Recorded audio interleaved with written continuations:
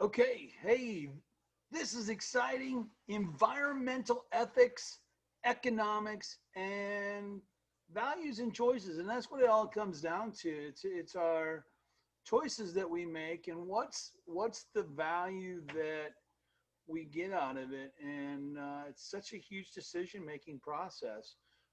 This is chapter 6, and let's get started. So, what we're going to talk about is what are some cultural and world views around the environment. We'll talk about environmental ethics. We'll also talk about social justice and environmental justice.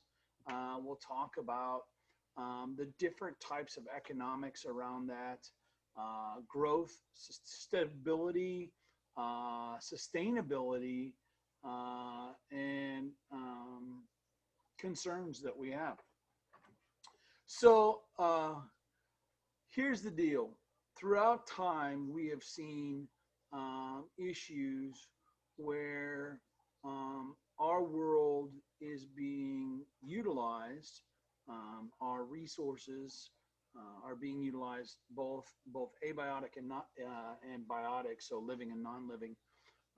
And a good example is this is in the Jabiluka mine, which is a uranium mine in Australia, and the fight for whose land it is, and the Mirrar clan of Aboriginal people in Australia saying that this is our land, this is our sacred area, and it holds significant cultural and sacred value to us. And a mining company coming in and say, well, this is where we mine, in this case, uranium. And the fight to do that. And this happens all over the world. We've had this happen in the United States, whether it's the rubber tree down in South America and Brazil, that type of fight. But it's a constant battle. And the question is who has the right to do what? And in this case, the Aboriginals, they felt and strongly felt that this was their land. And interesting in Australian culture, especially for the Aborigines, they don't believe any land belongs to anybody. They believe that we're only here for a short period of time. It's kind of like you only rent it, and so you can't do anything to the land. And so huge fight took place there. And so we're constantly going back and forth between, what our values are, and what the world views, and then, culture. And we talk about culture in the United States. There is culture, but some of these other countries and nations have culture that goes so much further back. And then we bring our personal experience into it. And so we bring all of those things that come into it, and then we are able to make our decision. Now, here's the deal. What's a culture? A culture is a belief system, a knowledge, a value that's shared by a group of people. And that depends on this group of people transforming and transferring that culture throughout the ages. And we talk about that, and that's what gives us our view of the world. So a worldview is what is the meaning or purpose of the essence of the world.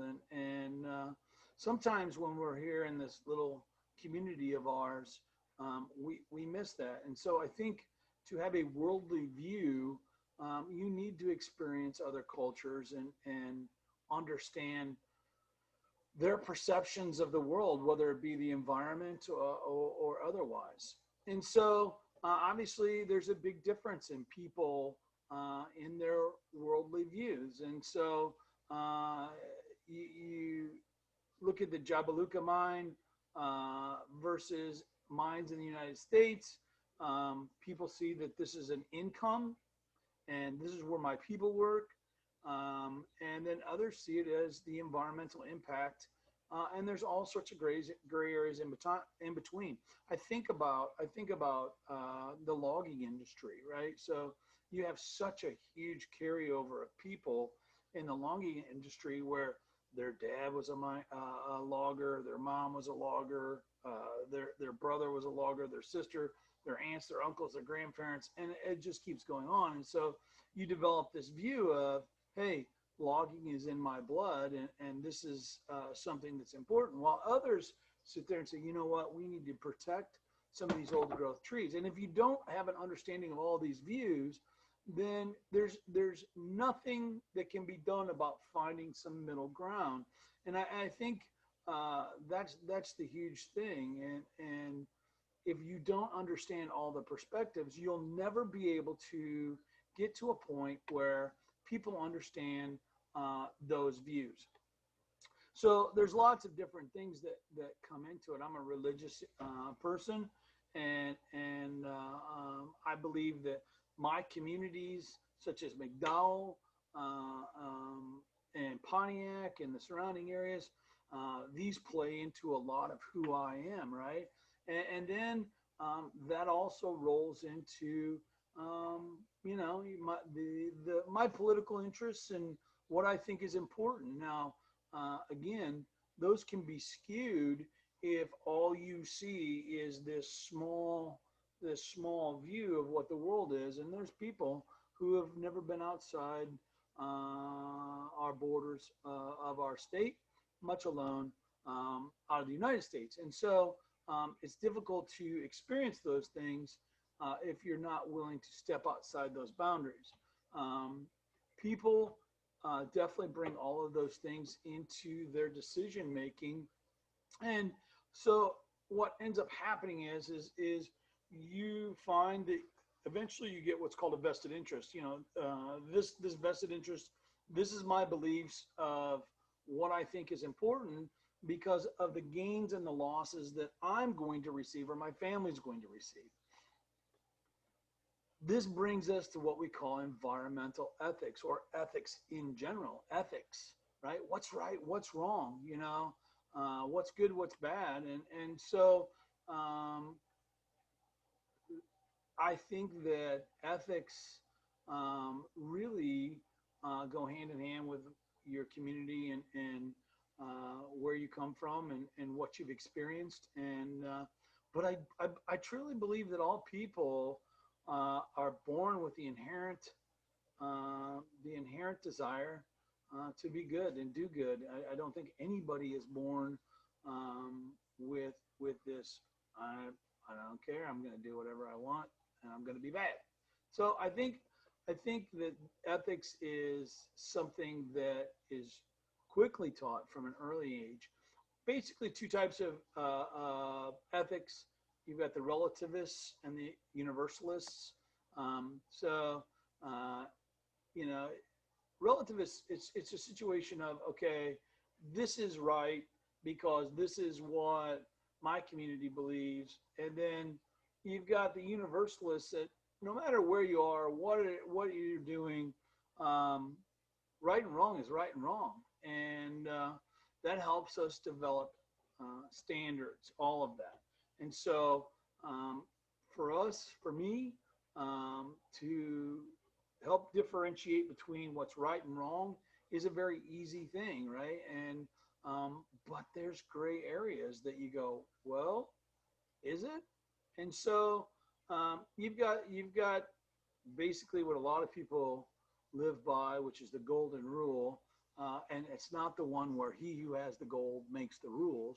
It's do unto others as you would have done unto you, and I think that that is a huge thing. Classical standard of virtue. What does someone have virtue? And then we have what's the utility of whatever it is that we're doing? How does it benefit the most out of the deal? So it brings us to environmental ethics. So we're applying that ethical standards to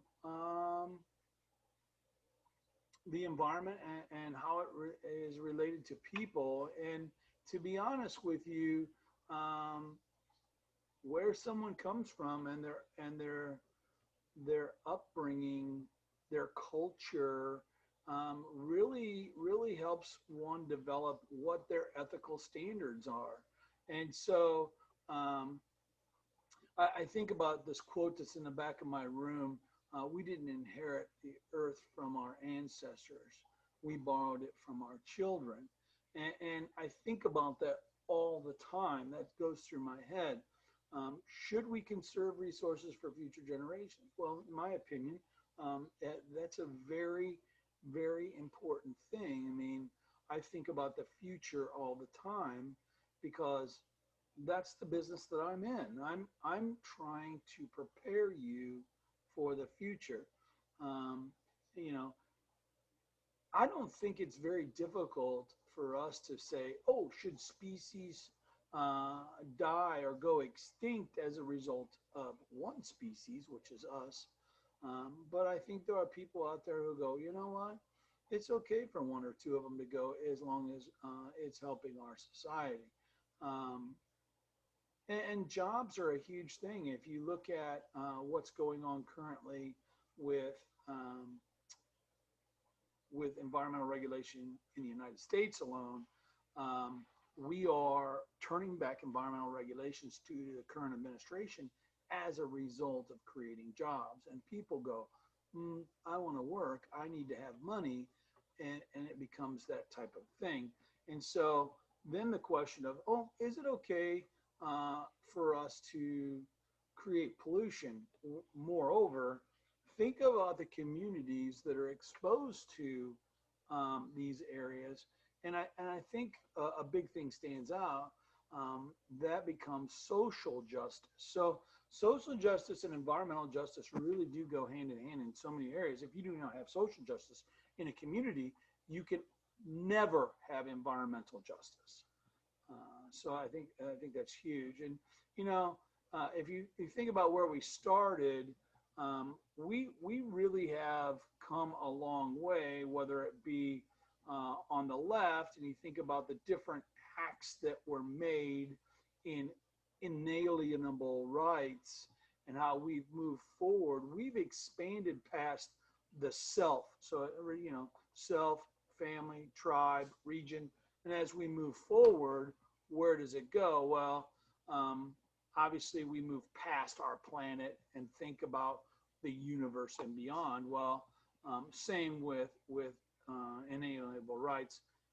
You think about how we've come from leaving the British Empire and moving past slavery and really doing some great things and then focusing on nature, right? So it's the concept of the rights. It's your right. And if you look at Article 11 of the Illinois State Constitution, um, it's the dutiful right of the state to to provide a healthful environment for its citizens. And you think about that, it really makes a lot of sense. We are we are in a situation of it's our right to have a healthful environment. How that's interpreted is often very difficult. So if we think about where we go from there, prosperity. I mean, you think about um, where we've been and the questions. Um, we've come a long way uh, in our world as far as environmental concerns and ethical concerns, and science plays a role in all of that as it goes. So there's basically three types of perspectives for Western ethics: uh, anthropocentrism, which is all about humans; um, biocentrism, which all life has value; and ecocentrism, which is this whole encompassing thing. An ecosystem is abiotic and biotic, living and non-living. So all of the things going together, and we actually are in a new epoch in human or in history of the world. It's called the Anthropocene, and it's the rise of man. And we have really taken over. It's interesting how one species is impacting all species. In fact, there's not a single organism on the planet that they consider to be truly wild anymore. Humans have had effect on all of them. And so if we look at the anthropocentric view, only affecting people, biocentric, only life matters, and then ecocentric, the whole of the world and beyond matters. So what's some history behind this? Well, to be honest with you, I'll start with this. I'm a religious person. If you go to any hymnal in the Methodist Church, for example, but I think almost any church, it's very difficult to find a song that doesn't have something to do with the world or wildlife or the environment.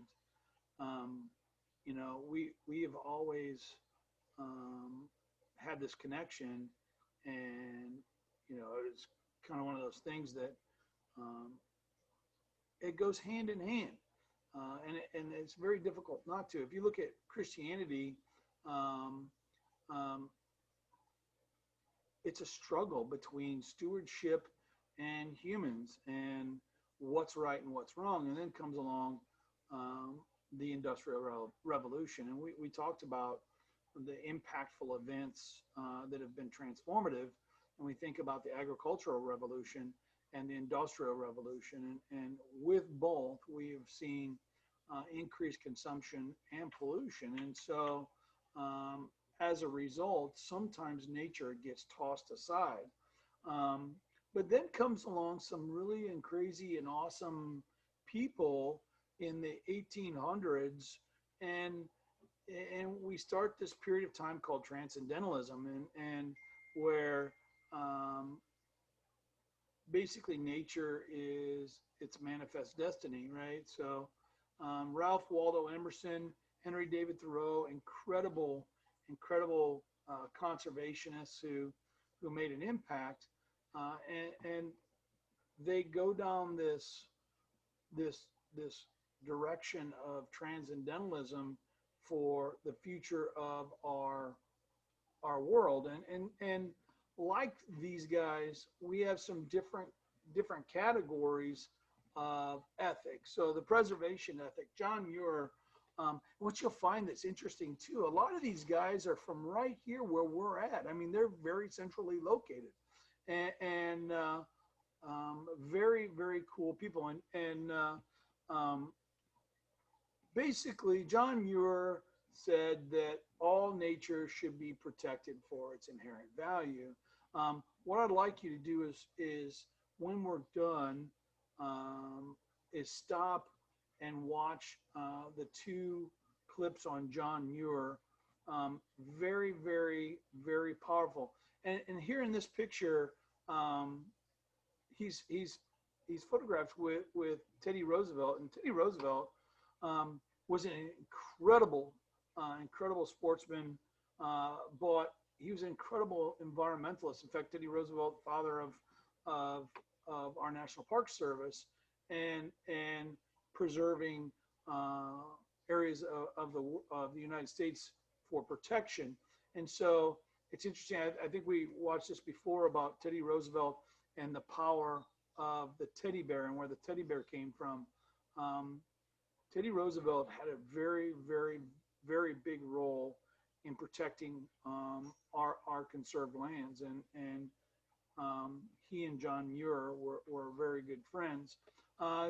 Gifford Pinchot, he was more of a, hey, I'm focused on people and how we can use these resources for the greater good, and do so in a way that's wise, and it conserves them so we can continue to use them. He is in the conservation ethic. And then land ethic, Aldo Leopold, and I included a video on Aldo Leopold in there as well. I'd like you to watch that as well. But he basically came up with the idea of um, all ecological systems play a role, and we must protect those things because it all is interconnected, and we know that to be true, and we need to be stewards of the land and not conquerors. So if we look at kind of the overall big picture, we have what's called deep ecology, we have ecofeminism, and we have justice, right? So environmental justice, and so deep ecology basically is this view that all living things should be protected, no matter what. They all have value, and humans are no better than anything else. Typically, in the beginning, this was a male-dominated society, and women were not given proper respect that they deserve. And so ecofeminism basically is that male-dominated societies put down, degrade women and the environment through fear and hate. And so they develop this stereotype or this hatred towards those things. Environmental justice. I mean, this is a huge thing, and basically, when we look at this, where do you see the majority of the hazardous waste sites and dumping and things like that? They put the lead acid battery disposal place right next to poor villages in Mexico, and we see a lot of triple fund sites, which are hazardous waste in poorer communities. And so if you look at the refineries, you see a lot of very impoverished communities around the refineries of the world, and I can go on and on. I mean, it doesn't just stop there. And so we need to have social justice and environmental justice going hand in hand. Environmental justice, it's no different than anything else that we talked about. If you think about, again, like I talked, here it says 75% of landfills in the southeastern United States are in communities with higher racial minorities. It's really, it comes down to people don't necessarily want to live next to these things, and so it causes those communities to be in a poor financial situation.